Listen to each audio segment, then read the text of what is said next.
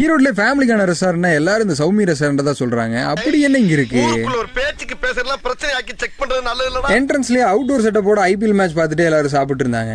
ஏயா சச்சின் கேன்னா யாரு?